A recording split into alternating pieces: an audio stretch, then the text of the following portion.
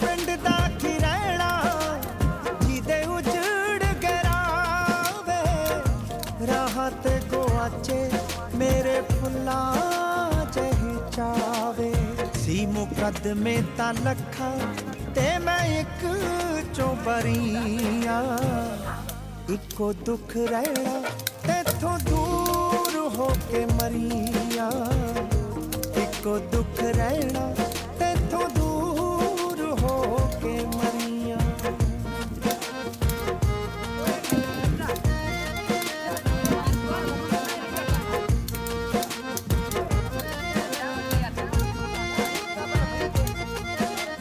कैर सोचा ने मचाया सानू लेखा ने हराया सानू देण लई सजावे रब आप थले आया।